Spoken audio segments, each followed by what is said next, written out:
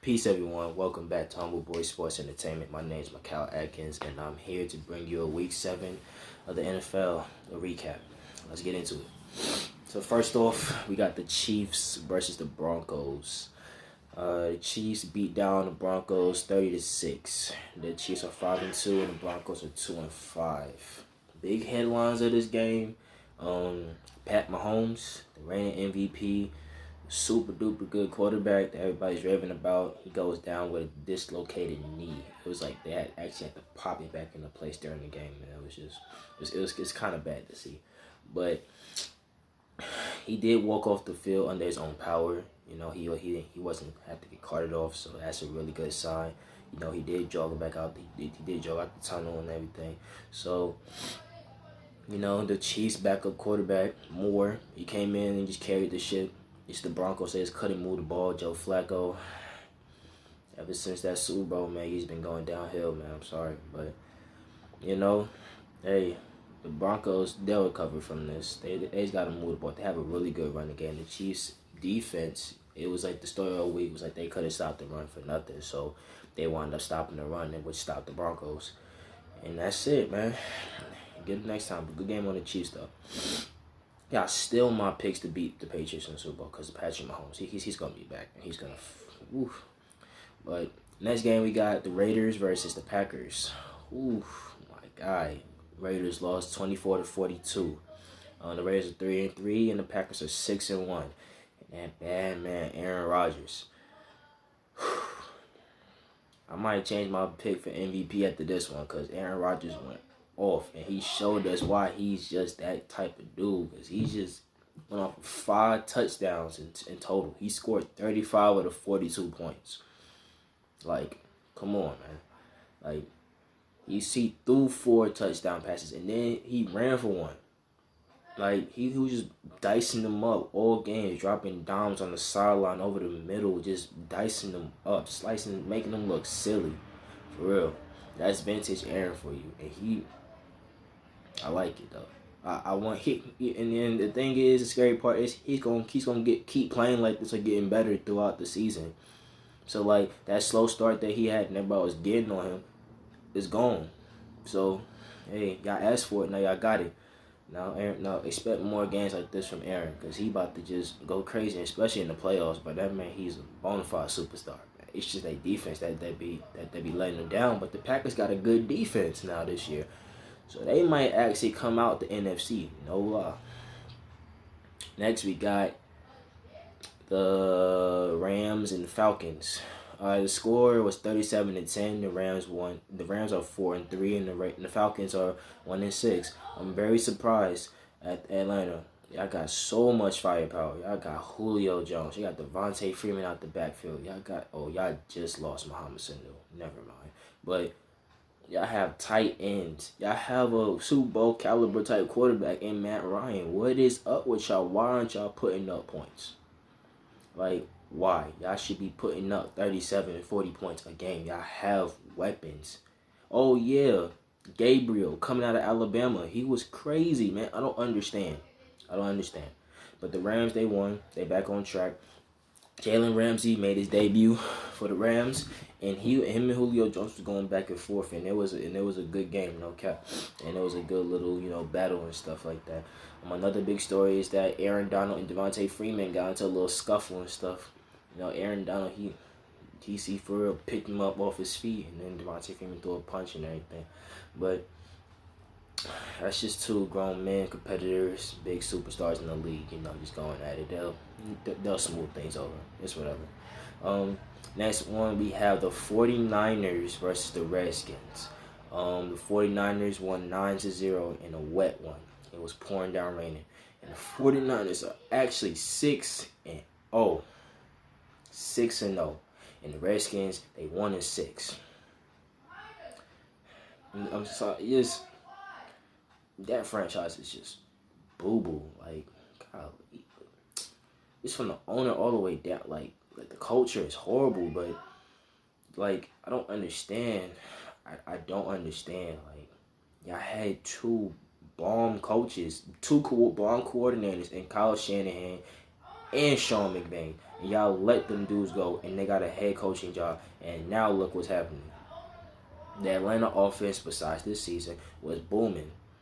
The Rams, they a fool. They just played in the Super Bowl, even though they lost. But they just played, and they got a beastly offense and a nice defense. So Redskins, man, Dan Snyder, man, you gotta get it together. I don't know what you be doing, but you gotta get it together, man. 49ers, y'all 6-0. Y'all defense is the truth. You're one of the best in the league. Y'all can rival the Patriots. If y'all play the Patriots, I really think y'all could beat them. And I'm not just trying to be biased because I don't like the Patriots, but y'all got a better pass rush than them. And y'all can cover too. It's not just one. Y'all can cover. And Richard Sherman out there putting these wide receivers on lockdown, covering one side of the field, and that's just it's nice to have that type of stuff. So, yeah. Next we got the Texans versus the Colts, 23-30. The Colts win.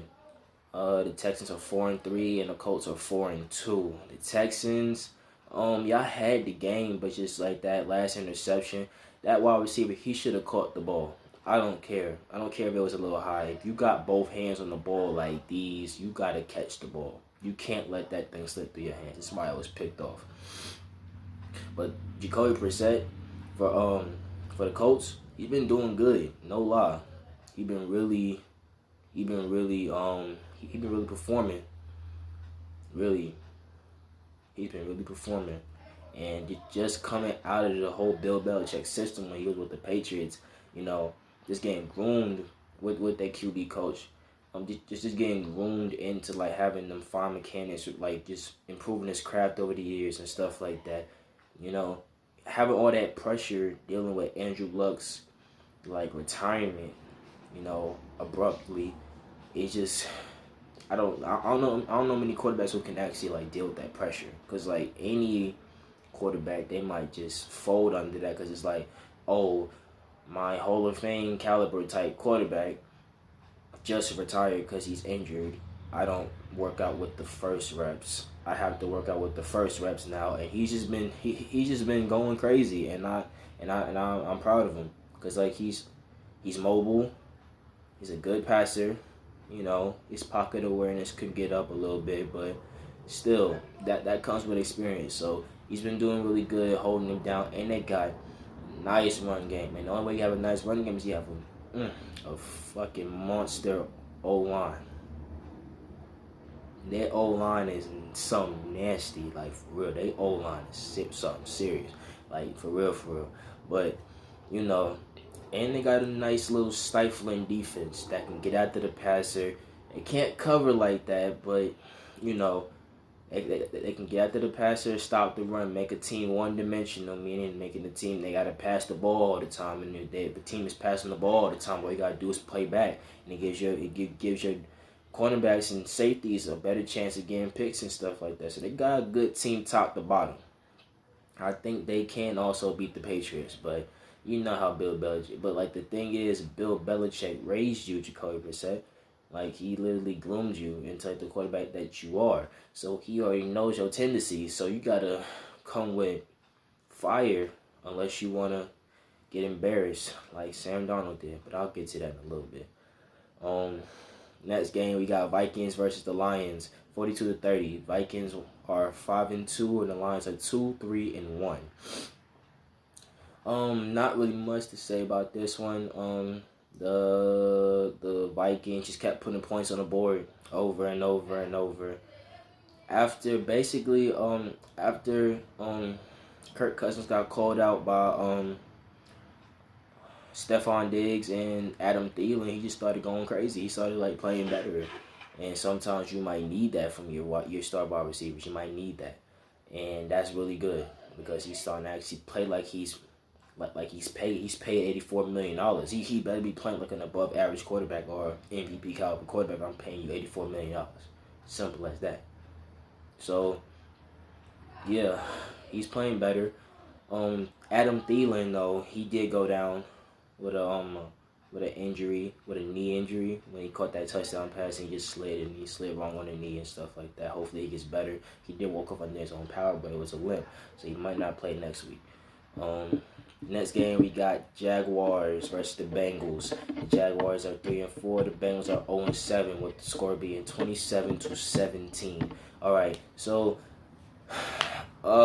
actually Andy Dalton of the Bengals outplayed Gardner Minshew of the Jaguars. But it's just the Bengals, they're just so bad on like other sides of the ball. Like they don't play complementary football. And what's complementary football, y'all, for those who may not know? It's basically where like you got three sides of the ball. You got offense, whose job is to score the ball. Defense is to stop people from scoring. Special teams is basically their job is to help you with field position. Whether it be punters punching it to the other team has bad field position, where they far away from the end zone, or returners, whether it be punt returner or kick returner, running the ball to get your offense in a good field position. You know what I'm saying?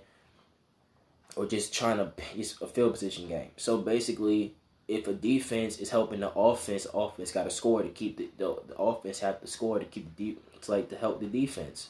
You know what I'm saying? If the special teams is not up to playing up the part and giving you bad field position all game long, your offense is going to struggle, which means your offense is going to get off the field much faster, which means the defense has to stay on the field much longer, which means they're going to be tired. Y'all going to lose. So if your special teams is playing good, your offense might play good, which means your defense is going to play good. If your defense is playing good, you know, your offense is going to play good because you're going to have more opportunities. You know what I'm saying? So it's just complementary football that has to be played on the part of the Bengals to get them into the win column. And they're not playing that. This is why they're not winning. They're 0-7.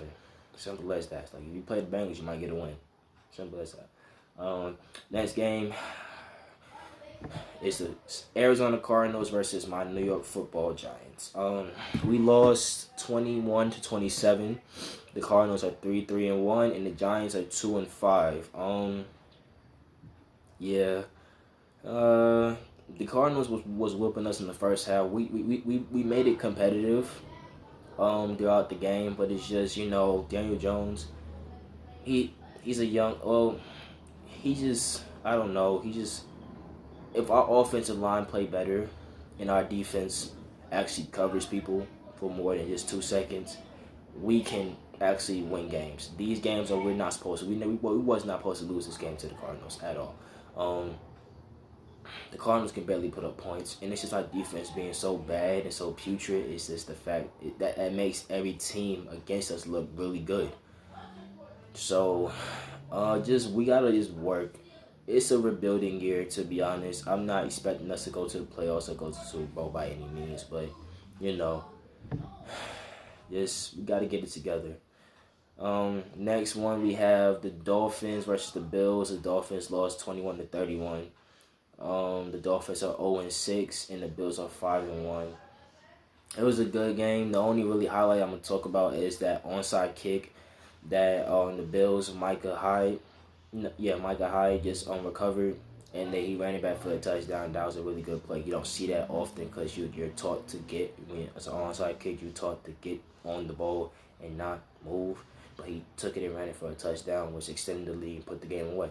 Now it's a really good game.